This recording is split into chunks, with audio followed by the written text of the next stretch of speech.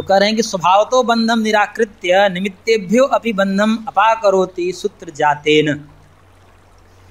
स्वाभाविक बंधन का निराकरण करके निमित्तों से भी बंधन नहीं हो सकता, उसको हटाने के लिए, उसका खंडन करने के लिए सूत्र जातेन, कुछ सूत्र समूहों के द्वारा। कहाँ से? 12 से 55 तक लंबा प्रकरण चलेगा। 12 सूत्र से 55 नंबर सूत्र तक ये प्रकरण चलेगा, जिनमें भिन्न भिन्न निमित्तों से, इस निमित्त से बंधन हो सकता है, इस निमित्त से बंधन हो सकता है, उस सबका खंडन करेंगे। तो कह रहे हैं कि जीव का स्वाभाविक बंधत्व भी नहीं है, और इन प्रकरणों में नैमित्तिक बंधत्व का भी निराकरण करेंगे। तो जीव का न स्वभाव से बंधन है, न किसी निमित्त से बंधन है, अपितु जीव नित्य मुक्त है, यह कहेंगे। पुरुषे दुःखस्य नैमित्तिकत्वे अपि ज्ञानादि उपायोच्छेद्यत्वं न घटते, अनागत अवस्थ सूक्ष्म दुःखस्य यावत् द्रव्यभावित्वात् इति आशयेन निमित्तिकत्वं निराक्रियते। पुरुष में दुख का नैमित्तिकत्व होने पर भी ज्ञानादि उपायों के द्वारा उससे उच्छेद नहीं हो सकता। क्यों नहीं हो सकता? क्योंकि अनागत अवस्था जो सूक्ष्म दुख है वो भी यावत् द्रव्यभावी होता है, क्योंकि सत्कार्यवादी है ना। सत्कार्यवाद में आने वाला जो दुख है वो भी अभी रहता है। जैसा आपके आने वाला दुख है ना, अभी प्रकट नहीं है, अभी आने वाला है अनागत काल में, भविष्यत काल में, लेकिन उसकी सत्ता अभी भी होती है वर्तमान में भी। अभी मान लो कि सुख है तो कोई कहे कि आप दुखी हैं कि नहीं हैं? कहोगे हैं। क्यों? अनागत दुखी हैं हम।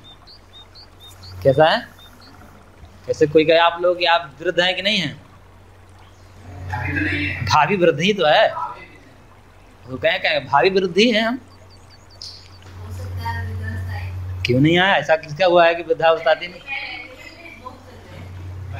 कोई तो मुक्त और लोग वृद्ध नहीं होते। मुक्त लोग का शरीर वृद्ध नहीं होता, वो तो अकाल मृत्यु हो गई। ऐसा कौन मरना चाहता है? तो मोक्ष में कोई वृद्ध नहीं होता।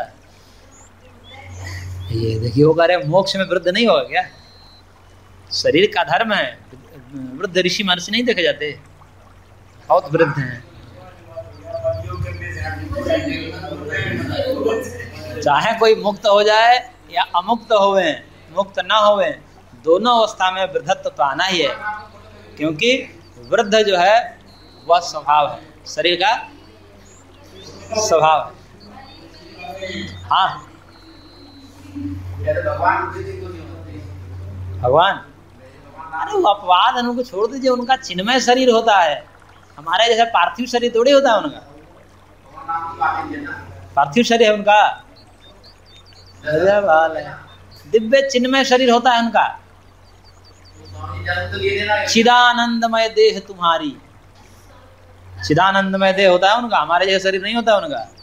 विशुद्ध सत्वात्मक शरीर होता है, उनमें रजस तमस नहीं होता। हमारा शरीर क्या है?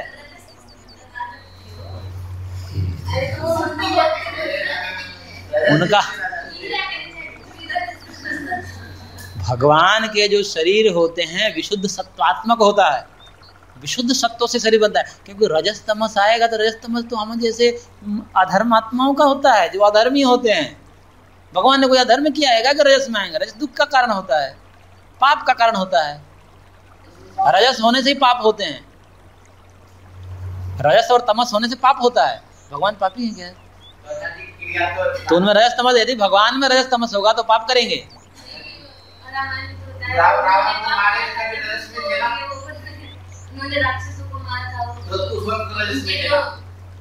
देख रहे पाप लगा।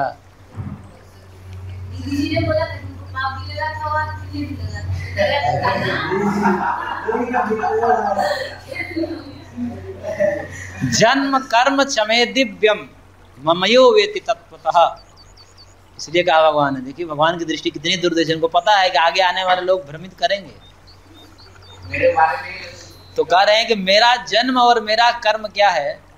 दिव्य है। जन्म कर्म चमे दिव्य, मेरा जन्म भी दिव्य है। दिव्य का मतलब कोई जन्म हमारे जैसा, हम आपके जैसा पार्थिव और त्रिगुणात्मक समझ लेगा तो गया काम से। भगवान का जन्म भी दिव्य होता है और भगवान का कर्म भी दिव्य होता है। दिव्य कर्म कौन से होते हैं? न पुण्य न पाप, विशुद्ध निष्काम कर्म होते हैं भगवान। भगवान को पुण्य पाप नहीं लगता, भगवान सदैव मुक्त हैं, वो पुण्य पाप से सर्वथा रहित है, इसलिए उनका जन्म भी दिव्य है। जन्म का मतलब हमारा जन्म क्या होता है? हमारा जन्म होता है पराधीन होकर के। भगवान जिस गर्भ में फेंकना होता है फेंक देते हैं, हमारी बस नहीं चलती वहाँ पर। भगवान को जहाँ डालना होता है वहाँ फेंक देते हैं, हम अधीन रहते हैं। और भगवान क्या कहते हैं? संभवामि आत्म माया, मैं अपने माया शक्ति को नियंत्रित करके मैं जहाँ जिस रूप में जन्म लेना चाहता हूँ वहाँ जन्म लेता हूँ। तो मेरा जन्म भी दिव्य है, जीवों की बात ही नहीं है। जीव माया के अधीन रहते हैं, लेकिन शिव मायाधीश होते हैं, मायापति हैं। कभी कभी गुरुजन भटकाते हैं, इसलिए विवेक होना चाहिए, इसलिए शास्त्र पढ़ाते हैं। क्यों? हाँ, क्योंकि सबके प्रारब्ध एक जैसे नहीं है ना। इसलिए प्रजापति के पास असुर और देव दोनों गए, इंद्र और विरोचन दोनों गए। प्रजापति ने भरमा दिया विरोचन को, इंद्र को भी भरमाया, लेकिन इंद्र भरमा नहीं। दोबारा आया, तीबारा आया, 4-5 बार जब आया तो बताना ही पड़ा उनको बताना ही पड़ा। ऐसे ही होते हैं। इसलिए गुरुजनों के वाक्य भी जो है क्या करें,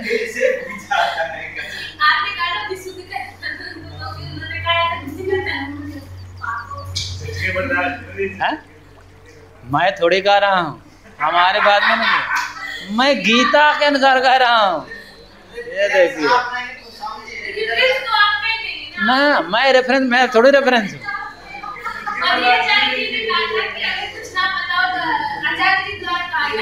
ना ना, ऐसा नहीं। इसलिए गदान अधिकारियों को विद्या नहीं देनी चाहिए, इसलिए इनको भ्रम में रहने दो, जीने दो, तभी ठीक है। हम अपने मन से कुछ नहीं बोलते, एक एक बात इसलिए हम रेफरेंस देते हैं। जन्म कर्म चमे दिव्यम, गीता का वचन मैंने दिया। संभाव में आत्म माया, मैंने अपने माया शक्ति को नियंत्रण में करके जन्म लेता हूँ। हम माया के अधीन होकर के जन्म लेते हैं। योग भाष्य क्लेश कर्म विपाकाशयि अपरामिष्ट पुरुष विशेष ईश्वर, इसके भाष्य में देखिएगा, वहाँ लिखा है विशुद्ध सत्वोपादान ईश्वर। ईश्वर को क्या कहा है? विशुद्ध सत्वोपादान होते हैं, वहाँ रजस तमस नहीं कहा। यानी कि ईश्वर का जन्म भी होता है तो रजस तमस नहीं होता, उनके शरीर में केवल विशुद्ध सत्व होता है। विशुद्ध सत्व को ही नियंत्रण में करके और वो शरीर धारण कर लेते हैं, रजस तमस नहीं होता। वो अलग बात है कि जीवों के कर्म के अनुसार राशिक तामसिक दिख जाता है, भगवान की माया शक्ति का कमाल है। भगवान की माया शक्ति का यही कमाल है कि भगवान के दिव्य स्वरूप को भी, शरीर को भी पार्थिव समझ लेता है।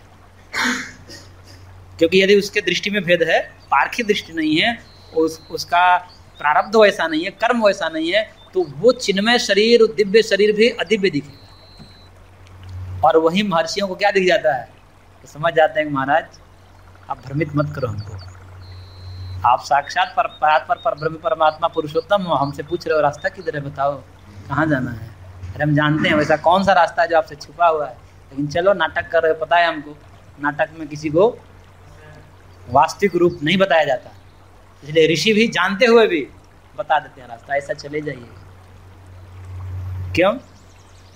क्योंकि नाटक में जा करके असली वाला नाम नहीं बताना होता है, तो पूरा नाटक ही गड़बड़ हो जाएगा। इसलिए भगवान शंकर ने दूर से ही प्रणाम किया है भगवान राम को। क्यों? क्योंकि सच्चिदानंद स्वरूप हैं, ये नाटक कर रहे हैं, अपनी पत्नी का नाटक कर रहे हैं, रो रहे हैं, जाना नहीं वहाँ, सती से कहा जाना नहीं। क्यों? नाटक कर रहे हैं, नाटक में विक्षेप होगा। कोई नाटक में जा करके अपना उसके वास्तविक स्वरूप का परिचय देने लगे तो नाटक भंग हो जाएगा। तो दूर से ही प्रणाम किया, सती को विश्वास नहीं हुआ, जाकर परीक्षा लेने गई, फिर जो हुआ सो हुआ।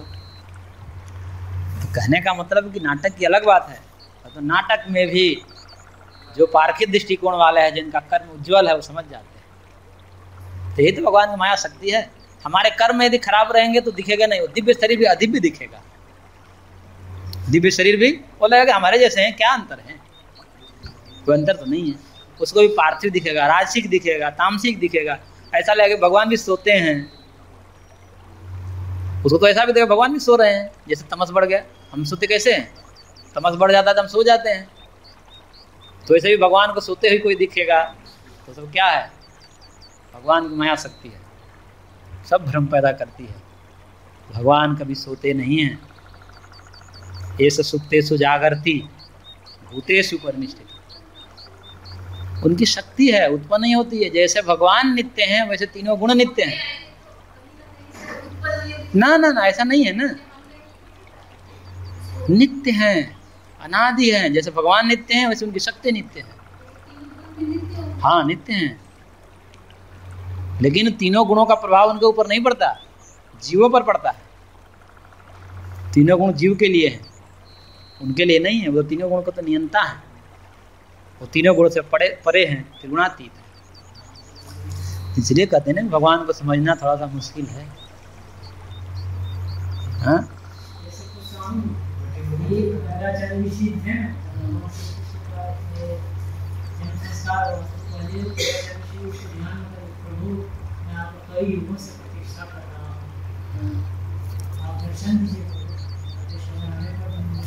जैसे यहाँ पे मुद्रा है, भगवान विश्राम की 12 बजे तक वो ध्यान कर रहे थे, उसको नहा रहेगा अपना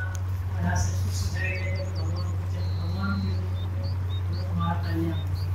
से ही भगवान अपना रूप किसी को बताते भी नहीं। वो जिसका जैसा कर्म नहीं है तो कैसे बताएंगे? कर्म है ना, कर्म ही तो सब वो करता है।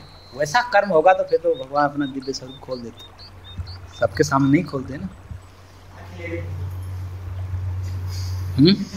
अकेले में खोल दिया करे, वैसा दिव्य आत्मा हो। अकेले कहाँ हैं वो तो सदा अकेले हैं, सदा साथ हैं। उनके लिए क्या अकेला, क्या अपने भक्त निर्मल शुद्ध अंतःकरण वाले को अपने स्वरूप का दर्शन कराते हैं, शुद्ध स्वरूप। इसलिए शास्त्र पढ़ते समय भी जिसका कर्म ठीक नहीं होगा शास्त्र का निचोड़ नहीं निकालता है। क्योंकि पहले ही बता दिए भगवान ने, हमने भी भ्रमित करने के लिए कुछ चीज़ ऐसे डाल रखी है कि वहाँ से यदि कोई निकल गया और वहाँ से भी सार ग्रहण कर लिया तो समझिए कि हो गया उसका काम, वो कर लेगा। नहीं तो अधिकतर लोग फंस जाते हैं, शास्त्रों में भी फंसाते हैं भगवान। क्यों? क्योंकि कर्म वही पता चलता है। गुरुजन भी फंसाते हैं, भगवान ही फंसा रहे हैं। तो ये सब समझना होता है, इसीलिए तो पढ़ते हैं। तो फिर समन्वय बना देंगे, नहीं ये इस तात्पर्य से कहा गया है, इस तात्पर्य से, वहाँ पर समन्वय फिर बना लिया जाता है। तो जो विवेकी होता है वो समन्वय बना लेता है। ये इसका तात्पर्य, इनका कहने का ये तात्पर्य था, ये ऐसा है नहीं, ऐसा करके नहीं तो फिर क्या हो जाएगा? भगवान लोग पापी बना देंगे, फिर पुण्यात्मा कौन रह गया इस दुनिया में? कोई नहीं रह गया फिर तो।